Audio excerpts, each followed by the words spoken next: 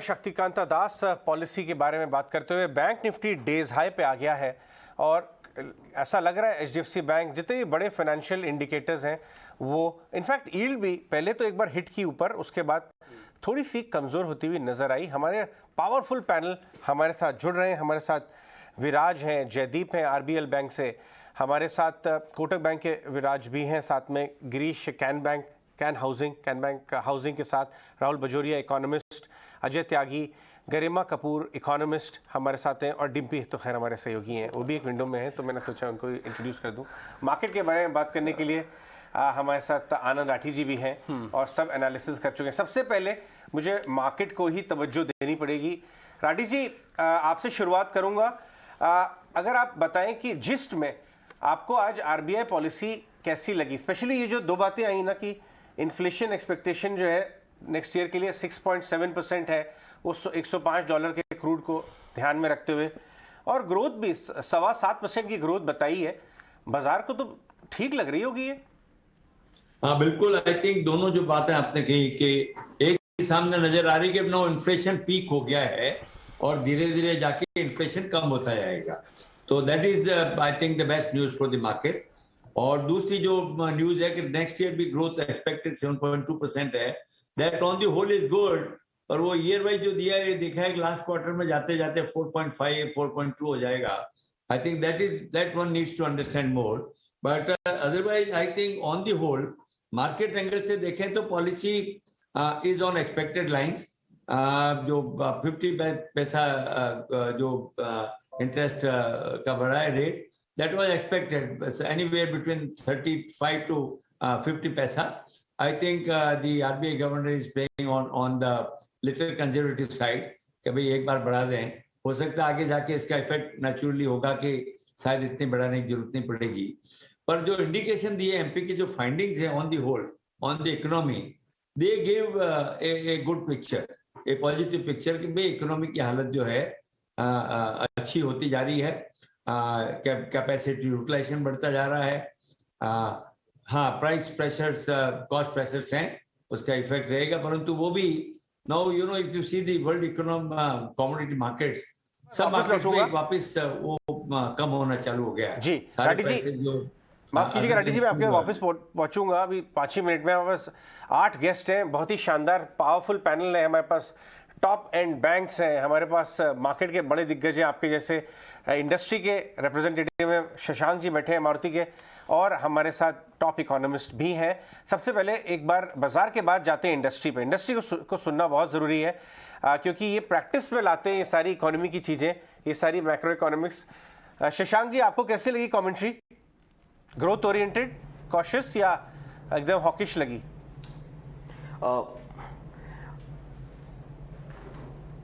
Hawkish तो नहीं लगी, लेकिन बैलेंस जरूर लगी। और मेरी नज़र ने बहुत अच्छा उन्होंने बैलेंस किया है। रेपो रेट तो एक्सपेक्टेड था 50 बेसिस के दरमियान, 40-50 बेसिस के दरमियान, और वो हुआ एग्जैक्टली। बाकी उन्होंने काफ़ी अच्छी बातें बोली कि रूरल सेल्स में, और जो हमें अच्छी लगी ऑटो इंडस्ट्री के लिए भी, खरीफ सोइंग एक्सपेक्टेड बड़ी अच्छी है, रबी सोइंग तो अच्छी थी, और शायद बाज़ार में रूरल इनकम बढ़ेगी क्योंकि जो प्राइसेस हैं वीट की वगैरह, राइस, वीट, एमएसपीज, वो सब एलिवेटेड रहेंगी, तो ये अच्छी खबर है। और सबसे अच्छी खबर मुझे ये लगी कि इन्फ्लेशन का जो एक्सपेक्टेशन है वो क्वार्टर बाय क्वार्टर थोड़ा सा कम होता जा रहा है, यानी आगे आने वाले वक्त में, आगे क्वार्टर्स में जो प्रेशर, जो उम्मीद है कि इन्फ्लेशनरी प्रेशर कम रहेगा। जीडीपी की जो बरकरार रही जो ग्रोथ का expectation 7.2 is also of course welcome, because as you know auto industry is dependent largely very closely correlated with the overall growth in the economy. तो काफी इसमें मेरे को बैलेंस हो लगा। Only one point was that he kept on saying that there is uncertainty still, and that's true. So it's a good preparation, very well balanced between growth and inflation. So overall, I would say it's a really balanced approach that the RBI has. कह रहे हैं balanced approach है, और ये RBI governor ने भी बोला है कि वो अभी भी आगे उनको चिंता है, बरकरार है, ऐसा नहीं कि चिंता खत्म हो गई। आपने पॉइंट बिल्कुल अच्छे से नोटिस किया। मैं गिरीश जी के पास जाऊंगा, कैनफिन होम्स के एमडी हमारे साथ हैं। गिरीश जी, अब तो एक पॉइंट और भी, अब तो कोऑपरेटिव बैंक भी आएंगे फंडिंग के लिए। अब सरकार कह रही कोऑपरेटिव बैंकों को, रूरल कोऑपरेटिव बैंकों को लाइए, रियल एस्टेट को वो फंड करेंगे। और साथ ही साथ अब ये खबर भी आ रही है कि जो शहर के कोऑपरेटिव बैंक है उनकी बैंकिंग सर्विसेज को भी बढ़ाया जाएगा।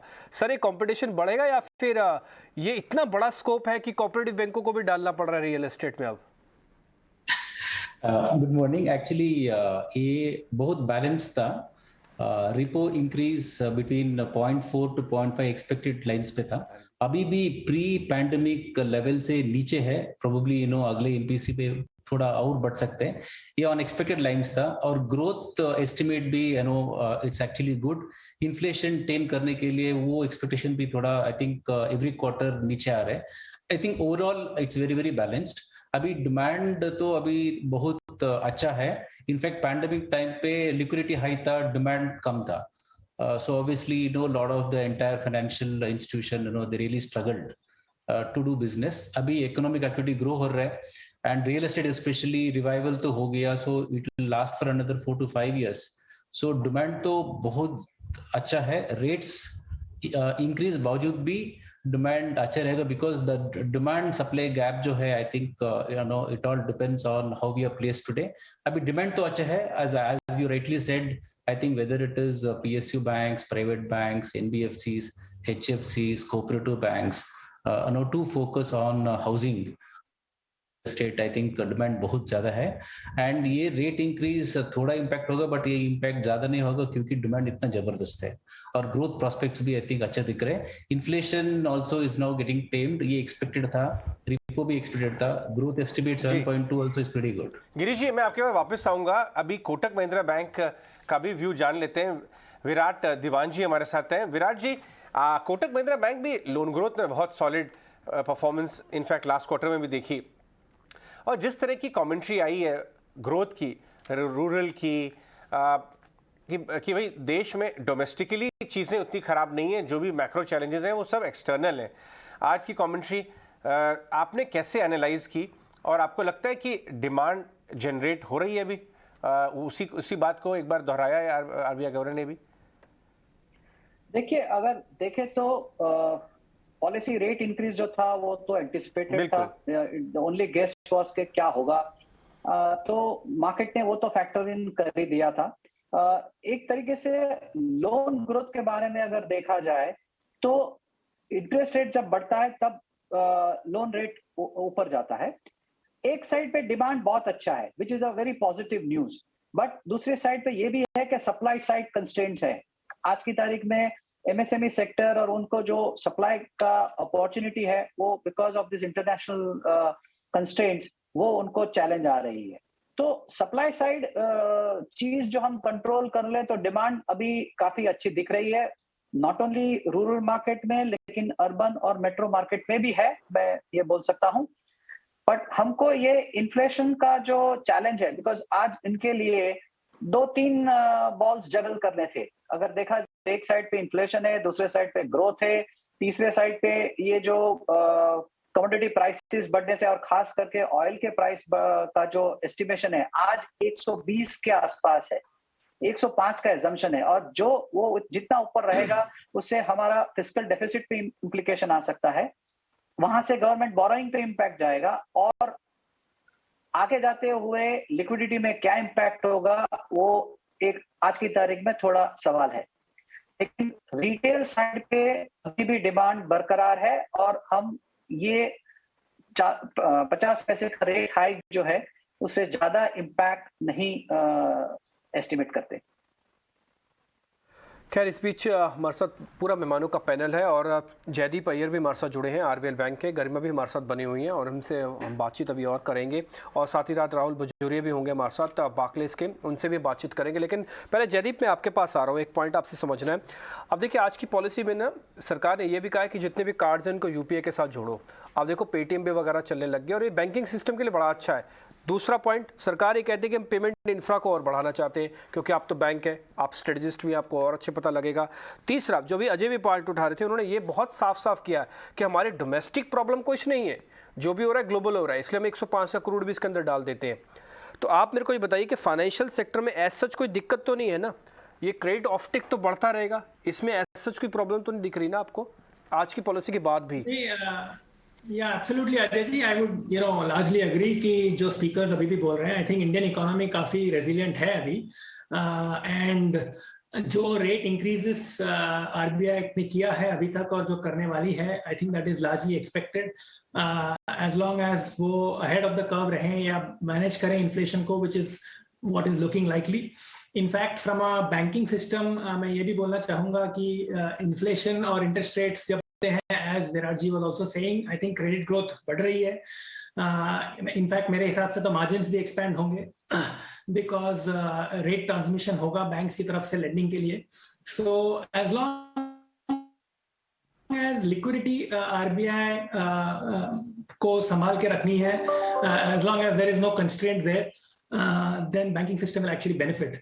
And credit demand, as we have seen last 2 महीने में, April May में, I think we're coming back to close to double digits on credit growth, which is coming after a long time. We are also seeing corporate and retail both credit growth improving, including MSMEs. So in a nutshell, I think financial system के लिए तो कोई challenge अभी दिख नहीं रहा है. जो भी एसेट क्वालिटी चैलेंजेस थे कोविड के, वो लार्जली डाइजेस्ट हो चुके हैं, एंड इंक्लूडिंग पेमेंट जो आपने बोला है, I think it is been a fantastic achievement by the system overall, supported by RBI and NPCI. और अब ये क्रेडिट कार्ड से जुड़ने के कारण इस पे और थोड़ी फिलिप आएगी, and it has become a huge customer convenience. So अगर आप बैंक्स के लेंडिंग को भी अगर आप देखोगे रिटेल में, जयदीप मैं आपके पास वापस आता हूं. इस समय हमारे साथ देश के सबसे बड़े पब्लिक सेक्टर बैंक एसबीआई के चेयरमैन मिस्टर खारा जुड़ रहे हैं अपना रिएक्शन देने के लिए. खारा साहब बहुत बहुत शुक्रिया. क्रेडिट ग्रोथ पे जो कमेंट्री आई गवर्नर साहब की और डोमेस्टिक इकोनॉमी को लेके जो कमेंट्री आई, सबसे पहले अपना रिएक्शन उसके ऊपर दें, क्योंकि देश की पूरी डोमेस्टिक डिमांड और इकोनॉमी में आपकी सबसे एकदम मजबूत पकड़ रहती है.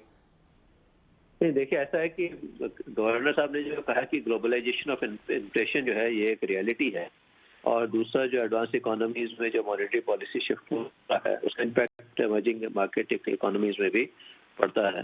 तो उस तरह से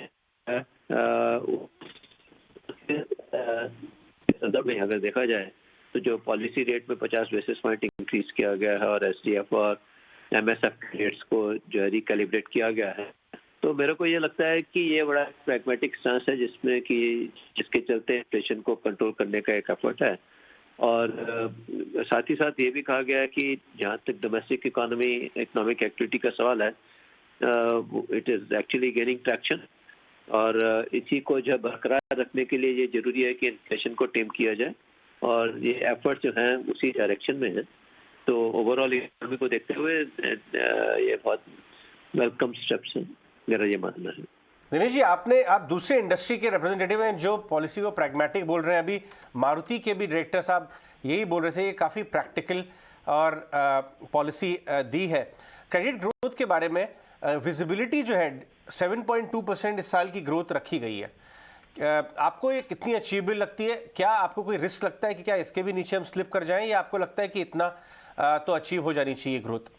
क्योंकि कल वर्ल्ड बैंक ने भी इंडिया की ग्रोथ थोड़ी सी स्केल बैक किया. 7.2% ग्रोथ का जो प्रोजेक्शन दिया गया है ये बड़ा रियलिस्टिक प्रोजेक्शन है, और ये इकोनॉमी की करंट सिचुएशन को देखकर ही दिया गया है. तो मेरे को पूरी आशा है कि आने वाले दिनों में इकोनॉमी स्ट्रांग ही होगी, तो इसलिए 7.2% का नंबर अचीवेबल. एक बार जाते जाते दिनेश जी ये बताते जाएं कि टियर 2, टियर 3 और रूरल इंडिया की हेल्थ कैसी है. जैसे कि मारुति ये बता रहे थे कि वहाँ के बारे में कमेंट्री बोला गया कि अच्छी आई है.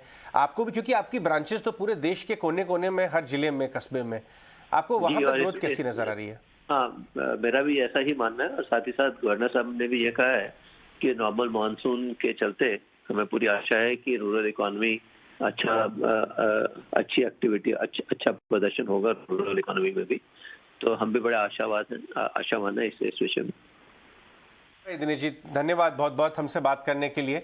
आपका दिन शुभ हो. देखिए बैंक निफ्टी ऑलरेडी तेज हाई पे आ गई है और निफ्टी भी 16,500 के ऊपर. अब राहुल बजोरिया के पास जाता हूं मैं. राहुल ने सारी कमेंट्री सुनी, इंडस्ट्री की भी कमेंट्री सुनी, गवर्नर साहब की भी कमेंट्री सुनी, अपने नंबर्स उन्होंने राहुल ने वर्क कर ही रखे. राहुल, आपको क्या लगता है ये 7.2% जो ग्रोथ का अनुमान है FY23 का और 6.7% इन्फ्लेशन का अनुमान है, ये क्या एस्टिमेट्स आपको लगता है कि अचीव होंगे ये, इन्हीं के आसपास एक्चुअल डेटा आएगा? हाँ, नहीं, मुझे लगता है कि ये इन नंबर्स में काफी सारे जो रिस्क फैक्टर्स है उसको आरबीआई ने ऑलरेडी अकाउंट कर लिया है, और यहाँ से आई थिंक इन्फ्लेशन बियॉन्ड 6.7% जाना काफी मुश्किल होगा। मतलब आपको और नए शॉक्स चाहेंगे कि वो अगर वो आए तब फिर हो सकता है इन्फ्लेशन थोड़ा ज्यादा ऊपर जाए। लेकिन आई थिंक आई एग्री कि आज के पॉलिसी के बाद आरबीआई की पॉलिसी आगे जाके थोड़ी और प्रेडिक्टेबल हो जाएगी, जो कि मार्केट को काफी उससे कंफर्ट मिलेगा, और उसके कारण जो विजिबिलिटी रहेगी कि इंटरेस्ट रेट कितना बढ़ेंगे, जो प्रैग्मेटिज्म है आरबीआई का around growth and inflation expectations, I think उससे भी काफी कंफर्ट मिलेगा मार्केट को कि इंटरेस्ट रेट बहुत तीव्र गति से आगे नहीं बढ़ेंगे, दे विल गो हायर, लेकिन it is going to be a calibrated and measured tightening, जैसे गवर्नर साहब ने कहा। तो उससे आई थिंक काफी कंफर्ट मिलेगा मार्केट और इंडस्ट्री को। खैर, इस बीच हमारे साथ गरिमा भी बनी हुई है। गरिमा, जब आपने आरबीआई गवर्नर को पूरा सुना, अच्छा ठीक है, तो बातचीत करके राठी साहब आपसे मैं जानना चाहता हूँ, मैं पहले मार्केट का रिएक्शन लेता हूँ, वापस बाद में गरिमा पे चलेंगे। 1% इसमें बैंक निफ्टी ऊपर है। अच्छा राठी साहब, जो बात आज आरबीआई गवर्नर कह रहे हैं ना, वो ये बात कह रहे थे कि वैसे सब कुछ ठीक है लेकिन इन्फ्लेशन को लेकर चिंता, $105 तो उन्होंने एडजस्ट कर दिया। वैसे आपको ऐसा लगता है कि अब ज़्यादातर जितनी बुरी बुरी चीज़ें थी उन्होंने एडजस्ट कर दी हैं? उन्होंने कहा मॉनसून भी मैं एडजस्ट करता हूँ आज के इन्फ्लेशन में, उन्होंने कहा मैं 105 का करोड़ भी एडजस्ट करता हूँ, और मैं ये भी चेक कर लेता हूँ कि हाँ आगे चल के वॉर का जो है, जो ऑनगोइंग वॉर होगा, थोड़ा डिस्टर्बेंसेस रहेंगी। तो आपके हिसाब से सब कुछ बुरा बुरा एडजस्ट हो चुका है सर आज के इन्फ्लेशन के में? देखिए, ऑयल प्राइसेस तो डेफिनेटली मेरे हिसाब से हो चुकी है। अच्छा। और इसमें आगे गुंजाइश नहीं है, और मेरे ख्याल से धीरे धीरे जाके 2-4 महीने में ऑयल प्राइसेस वापस ठीक होने लगेगी, जिसका बेनिफिट मिलेगा इन्फ्लेशन में।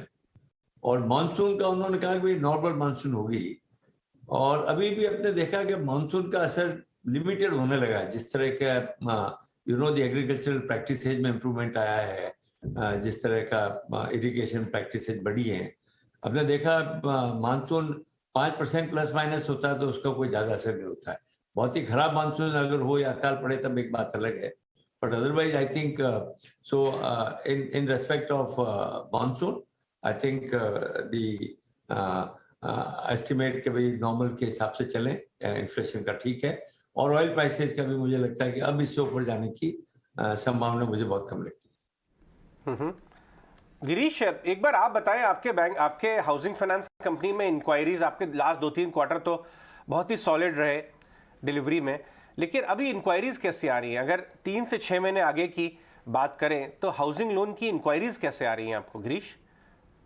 एक्चुअली आई थिंक इंक्वायरीज और डिसबर्सल बहुत अच्छा है। इनफैक्ट कोविड ईयर अक्टूबर से इम्प्रूवमेंट पिकअप हुआ, अभी बहुत अच्छा है। बट जनरली क्या होता है, क्वार्टर 1 थोड़ा म्यूटेड होता है। Otherwise no, if you look at last 5-6 quarters for the industry, I think most of the quarters बहुत अच्छा था, except the COVID second wave quarter, that is quarter 1 of last year. अभी inquiries अच्छा है और ये डिमांड रहेगा अगले 2-3 साल तक। शॉर्ट टर्म बात करूं, another 2-3 quarters, I think quarter 2 से बहुत ज्यादा इंक्रीज होगा इंक्वायरी। क्वार्टर 1 में भी है बट थोड़ा म्यूटेड रहेगा। क्वार्टर 1 ये इंडस्ट्री ट्रेंड है, हर साल क्वार्टर 1 थोड़ा कम होगा, बट इंक्वायरी जबरदस्त है। जयदीप, एक पॉइंट आपसे पता करना है, जैसे अभी अजय ने हाउसिंग फाइनेंस के बारे में पता किया, क्योंकि आप सीधे सीधे बैंकर हैं, तो मैं आपसे पता करूंगा ब्याज दरें आप कितनी बढ़ाने वाले हैं? कितना महंगा होने वाला आपका ईएमआई जो लोग अभी दे रहे होंगे? तो ब्रॉडली मेरे ख्याल से वो फॉर्मूला ड्रिवन। सो एक तो जो न्यू क्रेडिट हुआ है लास्ट 2-2.5 साल में, वो तो पूरा रेपो लिंक्ड है, तो जैसे जैसे रेपो बढ़ रहा है तो उसके हिसाब से लेंडिंग रेट बढ़ जाएंगी। और जो पुराने वाला जो MCLR बेस्ड लोन्स हैं, जो थोड़ा कम हो गया है आजकल मार्केट में, because it's not been active since the last 2 years, वो मेरे ख्याल से 25, 30, 40 पैसे के रेंज पे बढ़ेगी। तो ब्रॉडली स्पीकिंग अब most of the hikes in the lending rates are linked to repo और बेंचमार्क, सो 50 पैसे से बढ़ जाएंगे। लेकिन रिटेल में क्या होता है, स्पेशली हाउसिंग में, कि टेनर बढ़ जाता है लोन्स का, कि at least for some time EMI में remain the same and the tenor goes up as long as you hit 20 years। 25 bps बढ़ सकता है, क्योंकि अब सीधा सीधा रेपो से, यानी कि आपकी ईएमआई, जयदीप तो कह रहे हैं कि अगर आप जयदीप बोल दूं ना ऐसे कि आरबीएल के अगर क्लाइंट है तो आपका 25 बीपीएस बढ़ सकता है, ऐसे बोल दूं ना?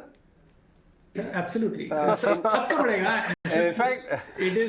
इनफैक्ट इनकी कॉर्पोरेट क्लाइंट्स के बारे में पूछ लेते हैं डिम्पी, क्योंकि गवर्नर साहब ने बहुत खास तौर पे कहा कि कैपेसिटी यूटिलाइजेशन बढ़ रहा है, लोन फॉर कॉर्पोरेट डिमांड्स भी इंप्रूव हो सकती है सिस्टम में। आरबीएल बैंक तो टॉप बैंक है उस एरिया में।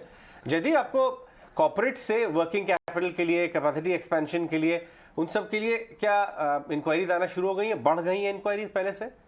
Yes, actually corporate demand, while we are a small bank in the ecosystem, लेकिन corporate demand actually आना शुरू हो गया है. People are looking to raise long-term money and look at brownfield and greenfield expansion, at least in certain sectors.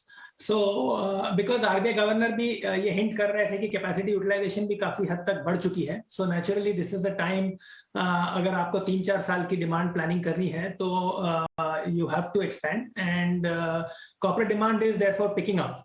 बहुत सालों बाद, 2-3 सालों बाद हमने close to double digit growth देखना शुरू कर लिया है for the system on credit growth.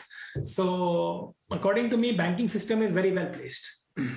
Banking system very well placed है, और ये बात खुद गवर्नर साहब ने भी बोली है. आज वो टेक दे रहे थे, वो बता रहे थे कि पिछले साल के मुकाबले अगर आप बैंकिंग सिस्टम को देखेंगे वो काफ़ी स्ट्रांग हुआ है. हालांकि वो सरकारी बैंकों के बारे में ज़्यादा बोल रहे थे, लेकिन फिर भी ये माना जा सकता है कि ओवरऑल बैंकिंग सिस्टम काफ़ी मजबूत हुआ है. विराट हमारे साथ जुड़े हुए हैं. विराट, एक क्वेश्चन आपसे अभी और पता करना है, अभी क्योंकि आप रिटेल ब्रांचेस को भी काफ़ी क्लोजली वॉच करते हैं, आपके डिवीजन के अंदर आता है, आपने को जरा ये बता पाएंगे एक्चुअली में अभी क्रेडिट ऑफ टेक बढ़ रहा है तो किस डिवीजन में बढ़ रहा है? ये 2 व्हीलर में, 4 व्हीलर में, हाउसिंग में, पर्सनल लोन में, कहाँ पे ज़्यादा डिविजनल अच्छी ग्रोथ आ रही है? थोड़ा इससे आइडिया लग पाएगा हमको कि एक्चुअली कंज्यूमर कहाँ पे शिफ्ट हो रहा है. देखो, अगर इस तरीके से देखा जाए तो ब्रांच में जो डिमांड है वो दोनों सिक्योर्ड और अनसिक्योर्ड का दोनों अपसाइड दिख रहा है. अभी अनसिक्योर्ड जो है वो कोविड के टाइम से जरा ज्यादा ही बढ़ रहा था, जब कोविड ठीक हुआ तब से, तो वो आपको दिखेगा ज्यादा ग्रोथ कर रहा है. लेकिन ये कहते हुए कि इवन जो वर्किंग कैपिटल फंडिंग जो है उसका डिमांड भी काफी है. आज की तारीख में काफी जो एसएमई और एमएसएमई कंपनीज है वो लिमिट अप्रूव करा के रेडी रखा है, बिकॉज उनका भी उम्मीद है कि डिमांड बढ़ेगी और उनको वर्किंग कैपिटल फंडिंग की जरूरत पड़ेगी. तो हमको ये दोनों साइड पे डिमांड बढ़ते हुए दिख रहा है. होम लोन काफी समय से, पिछले 1-1.5 साल से तेजी में है, तो वो अभी तो हमको उसका तो डिमांड जो है वो अच्छा दिख ही रहा है. सो मैं कहूंगा होम लोन, वर्किंग कैपिटल और अनसिक्योर्ड लेंडिंग. अगर आप व्हीकल के बारे में पूछेंगे तो कार का डिमांड है, लेकिन कार के सप्लाई साइड पे थोड़ा चैलेंजेस है. तो उसके लिए फिर भी लास्ट मंथ बहुत अच्छी ग्रोथ हुई, सप्लाई हुआ था. तो अगर सप्लाई साइड ठीक हो जाता है तो ऑटो का डिमांड भी काफी तेजी से बढ़ेगा. राइट. जयदीप, एक बार के लिए अगर मार्केट के पॉइंट से देखें, not equity market but money market, जैसे यील्ड्स हैं, आपको लगता है कि यील्ड पीक हो गई है 755 पे? बाजार क्या, वो जो मनी मार्केट है वो रेट की ट्रैजेक्टरी कैसा एक्सपेक्ट कर रहा है बियॉन्ड द एकदम near term? So Ajay, long term, I mean 10-year bonds मेरे ख्याल से इससे ज्यादा एकदम होना नहीं चाहिए. Market is already factored in more than 150 basis points over the next 9 months. सो मेरे ख्याल से लॉन्ग एंड इससे ज्यादा जाना नहीं चाहिए. If you look eight what the governor also said, he clearly indicated that RBI will take steps कि government borrowing programme smoothly होए. सो मेरे ख्याल से इससे ज्यादा बहुत जाएगा तो we will see intervention through some means from RBI. So I think long end should be around this level. Short end में भी already markets are factored in the hikes. We've already seen 3 months, 6 months, 1-year T-bills काफी हद तक yield बढ़ चुकी है. In fact, market is pricing more aggressive rate hikes than what may actually happen. So मेरे ख्याल से near term rates have come close to where it should be. यहाँ से ज्यादा ऊपर, unless there are some major global disruptions or something unusual, मेरे हिसाब से यहाँ इससे ऊपर ज्यादा जाना नहीं चाहिए. खैर, इस बीच बहुत बहुत शुक्रिया आपका जयदीप, आज समय निकाल के आपने बातचीत की. अच्छा लगा आपसे बातचीत करके. शशांक जी, आपका भी बहुत बहुत शुक्रिया, थैंक यू वेरी मच समय देने के लिए. राहुल, आपका शुक्रिया, थैंक यू वेरी मच, आपने समय दिया. गरिमा, आपका भी शुक्रिया. और साथ ही अजय जी आपका भी बहुत शुक्रिया, अनराठी जी आपका भी बहुत बहुत शुक्रिया, थैंक यू वेरी मच, आज आपने समय निकाला। गिरीश जी थैंक यू वेरी मच, आपका व्यस्त शेड्यूल रहता है हमें पता है, लेकिन उसके बावजूद आपने समय निकाला, अच्छा लगा आपसे बातचीत करके, जल्दी आपसे वापस मुलाकात होती है। तो ये हमारी खास कवरेज थी जो कि क्रेडिट पॉलिसी को लेकर थी।